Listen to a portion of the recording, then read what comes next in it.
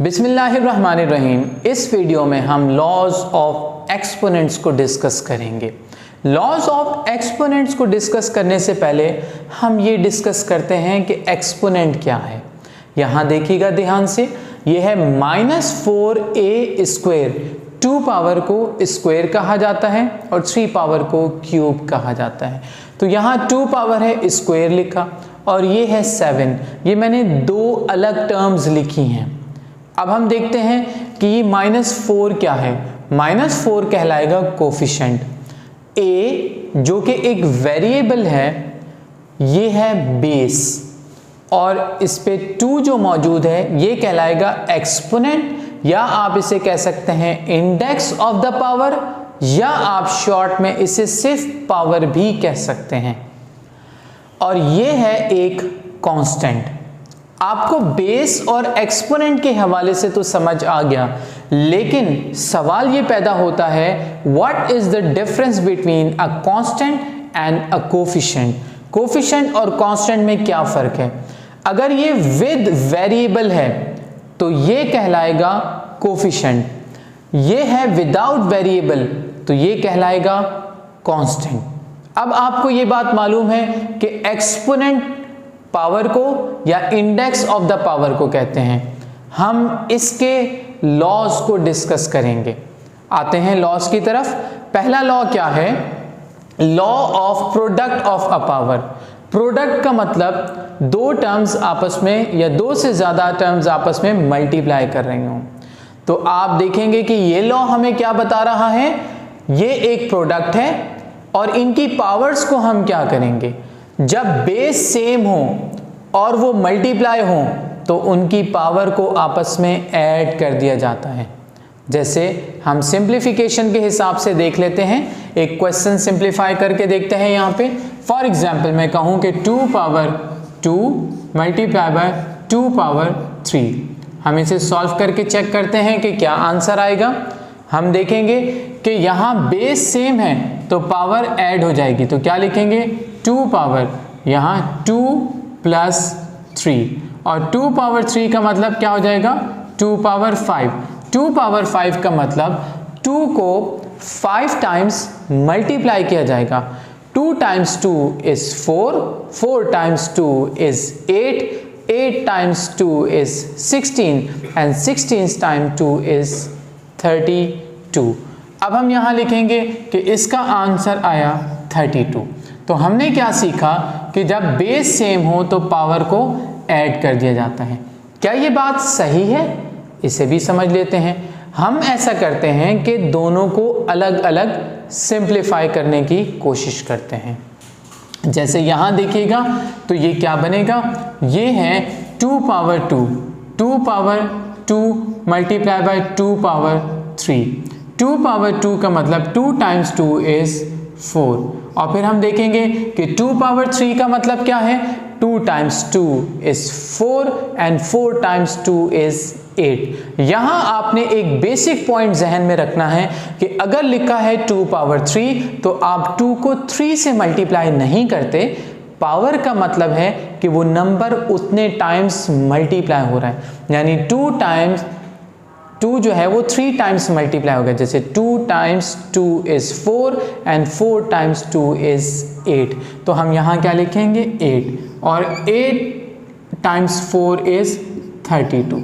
तो आपने ये देखा कि लॉ मैंने आपको प्रूव करके भी दिखा दिया। मैं आपको तमाम लॉज प्रूव करके नहीं दिखाऊंगा।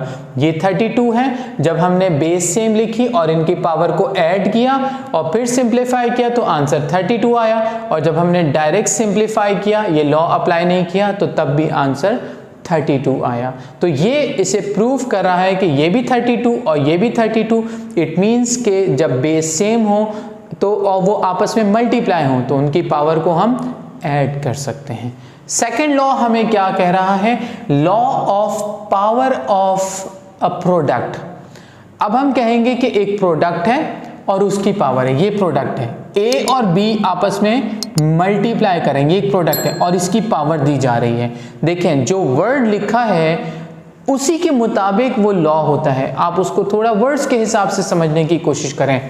प्रोडक्ट का पावर है तो ये प्रोडक्ट की जो है ये पावर दी जा रही है।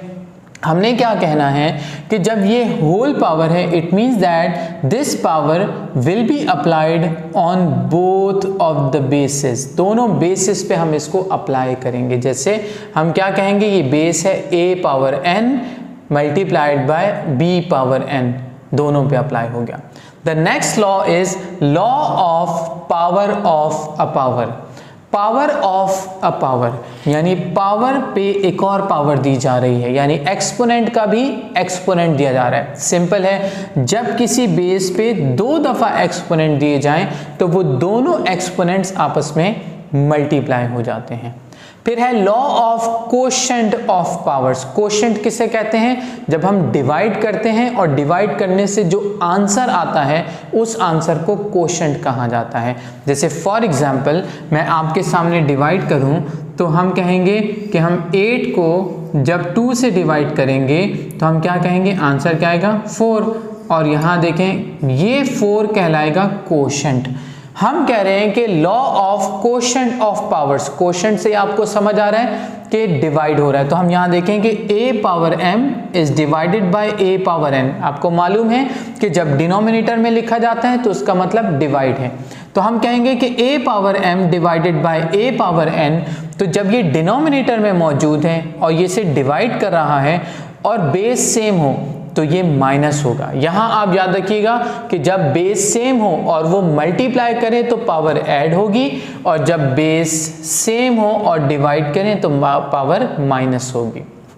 इसके बाद law of power of a quotient, यानी कोशेंट किसे कहेंगे, कोशेंट डिवाइड हो रहा है और इसकी होल पावर दी जा रही है। देखें यही कोशेंट की पावर दी जा रही है, तो पावर ऑफ अ कोशेंट है। तो जैसे हमने यहाँ किया था पावर ऑफ अ प्रोडक्ट, यानी वो पावर दोनों पे implement, sorry power of a product ये है पावर ऑफ अ प्रोडक्ट, तो हमने पावर दोनों पे इम्प्लीमेंट किया। तो यहाँ पावर ऑफ अ कोशेंट आप देख सकते हैं कि ये भी दोनों पे ही इम्प्लीमेंट हुआ, a पावर n और यहाँ b पावर n।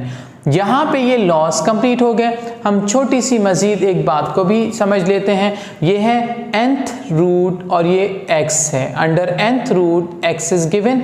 अब हम यहाँ अलग अलग चीज़ों को समझते हैं। ये दिया जा रहा है रेडिकल साइन, ये x जो रूट के अंदर दिया जाए इसे रेडिकेंट कहते हैं, और n को इंडेक्स ऑफ द रूट या इन शॉर्ट सिर्फ इंडेक्स भी कहा जाता है।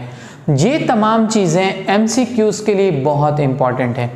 आप इस हर पॉइंट को जहन में रखेंगे और आपको MCQs में ये कैसे दिया जा सकता है। फॉर एग्जांपल आपको ये लिखा हुआ दें और कहा जाए कि x is called dash radicand, n is known as dash index of the radicand, और ये आपको लिखा है और कहा जाए हियर a इज डैश, तो आप क्या कहेंगे बेस, स्क्वायर यानी 2 इज डैश एक्सपोनेंट। यहाँ आपको कैसे दिया जा सकता है, फॉर एग्जांपल आपको सिर्फ ये साइड दी जाए, लिखें a power m whole power n is equal to dash, यानी आपको नहीं मालूम कि ये किसके बराबर है, तो हम इसे सेकंड साइड का आंसर लिखेंगे प्रॉपर तरीके से, a पावर mn ऐसे लिखा जाएगा। ये ऑब्जेक्टिव्स के लिए वीडियो बनाई गई है। अब इसमें एक मजीद छोटा सा टॉपिक हम डिस्कस करेंगे, सर्ड्स। अब हम डिस्कस करते हैं सर्ड्स को।